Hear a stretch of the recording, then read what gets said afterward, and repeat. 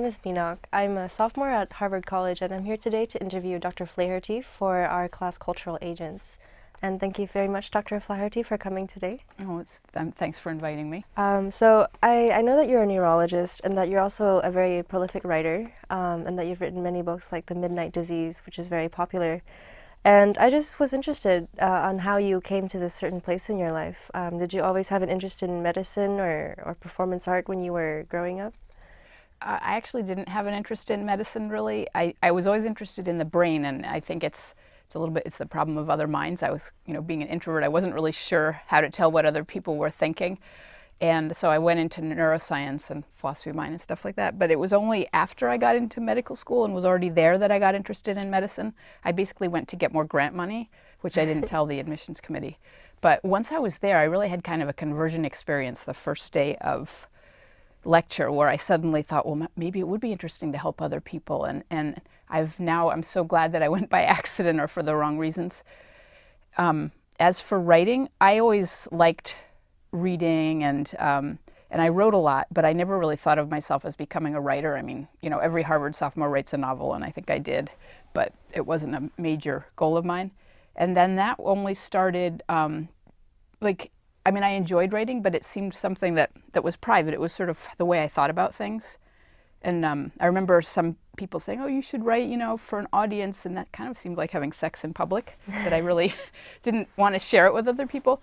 But what changed that was when I was a medical fellow, after I finished my residency, I had a manic break after a pregnancy.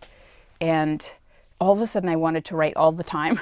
And so my reason for writing is perhaps a little more pathologically than most people. I mean, it was really very much induced by this kind of brain blitz that was going on. But I felt like I had to write everything down. Everything was so important that it needed to be preserved. And also it was slipping away. I couldn't keep it in my head. And so I kind of wrote and wrote and wrote for like 4 months. And then all of a sudden it stopped. And then I was depressed for like 4 months. And then I started writing again. And it's been like that, sort of more modulated by meds ever since. Mm-hmm. So, do you feel like you would have come to the same place in your life with this interesting intersection between art and medicine if you did not have your episode? I don't think so. I think I would be doing some kind of, like if I remember what I was like when I was doing my PhD before I finished my MD, I'd be in some primate lab doing, I'm sure it would be very important work, but it would have been much less interdisciplinary. I was actually I wasn't like a wild and crazy youth. I was pretty upright and waspy and had very narrow goals. So no, I wouldn't be the way I am now. Well, I think you're very open about your personal life. And I know with most doctors, they usually do not share much about their own lives. So, or I think it might even be against protocol. I'm not sure. But how do you strike a balance between that? Well, I think for psychiatrists, they are specifically taught not to. For the other doctors, it's a little bit in bad taste. Like if your patient tells you about their back pain, they don't want to hear about your back pain. So it's partly that. But there is also a sort of an element of fear because doctors are, I think, more afraid of illness and particularly of mental illness than the average population because they've seen the worst and because they're brought up to think illness is terrible, it has to be stamped out. And so they're much more ashamed. I know a fellow resident who would travel 40 miles to see his thyroid specialist. He had just mild hypothyroidism or something, but he didn't want anyone to know because it seemed so shameful. Now, I wasn't really with that program to start with. But then when I had a manic episode, it wasn't like I was very brave, I was just manic. So I just thought my stuff was so interesting that I had to tell everybody about it. And that wasn't necessarily good, but it was so odd to me that people would come up after like book talks and say, thank you so much for sharing, you're so brave, it's wonderful. And I was like, well, I'm actually not brave, I'm just manic. But I got this reputation for like openness that really did seem to be helpful for other people because so many doctors would say, oh my God, I was depressed when I was a resident and I never wanted to tell anybody. And now I see that actually, because I never actually had any stigma, like I didn't lose patients to my knowledge. So they were relieved to hear that they could do that. So then when I stopped being manic, I sort of kept being open, although now it's more of an effort, Oh, okay.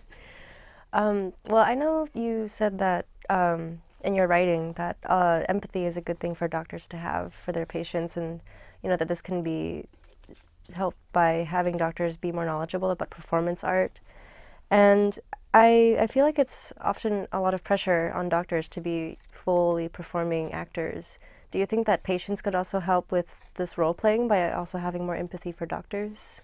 I think that would be just wonderful if everybody had a lot of empathy for doctors, but it's sort of in bad taste for doctors to ask that because patients, they're really sick, and to ask them to behave nicely and to treat their doctors with respect, you're always going to have to cut them some slack, I think. And that being said, I know from my own experience as a patient, both with the mental illness and also a bunch of physical illnesses, that if you can behave yourself as a patient, it's greatly to your advantage as well as the doctor's advantage. And so, obviously, if everybody had empathy for everybody else, but even more particularly, if everybody treated everybody else with sympathy, because empathy is just in your head. And all this emphasis on feeling somebody else's pain, I don't really care if my doctor feels my pain as long as he wants to help me and he does stuff to help me. I mean, I wouldn't wish a dog, my pain on a dog. So I don't know about empathy in the pure sense. Yeah. So at least doctors can act like they are sympathetic, and that's good. Though I know some doctors, you said, are more sensitive to patients' emotions, and that over time that this constant sympathy can kind of wear them down. So what do you feel about doctors who respond to this by having black humor about their patients? I'm a bad person to ask because I do that a lot. In fact, one of the residents that I remember when I was a med student, really one of the residents with the most admirable bedside manner, who was a surgeon, where you don't usually expect it. He would be lovely with the patients, very thoughtful. And the instant he came out of the room, he'd just be telling the most horrifically black jokes about the patients and everybody else. And it was clearly a way that he dealt with it. Now, if they could hear him, I'm sure they would have been upset. But I still bet they would rather have had him than somebody who goes in like a robot, comes out like a robot, and stays a robot. I don't know. So humor is a very double-edged sword, and it's kind of interesting even biologically what humor does and why. And I know that I tend to overuse it, so I'm not the best person to ask, but I think often it's helpful. But as long as we remember that it can be a weapon as well. Mm-hmm. What is the biology behind humor? Well, there's a lot of theories of humor, but one that I'm interested in, they really looked at laughing, and laughing there are analogs in other species. Even rats have this high-pitched squeal that's considered a laugh, but for primates it's a pant hoot. And what it usually is it's a false alarm call. So if a monkey sees a stick and he thinks it's a snake and he sends the snake signal to everybody and then they realize, no, it's a stick, everybody pant hoots. It's like funny, right? It's sort of like when you slip on a banana peel. The idea is you laugh because the guy didn't die. If he died, you wouldn't laugh. So it's also used when young animals are playing, and it's almost like saying, this isn't for real. We're not really shooting each other. This is a game. I'm not really pummeling you and trying to kill you. We're just wrestling. And so there's a lot of laughter involved as a play signal. So that idea of surprise and of things not turning out as bad as you thought, this sort of false alarm thing, is obviously very primitive to explain a lot of what's going on in humor. But even, I'm very interested in hysteria, right? Now, why is this really horrific condition called hysteria? Why does that also mean funny?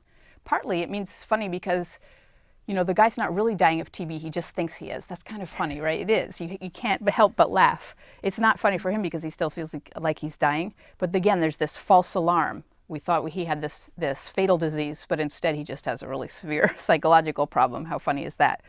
But so that notion of hysteria, the duality there interests me.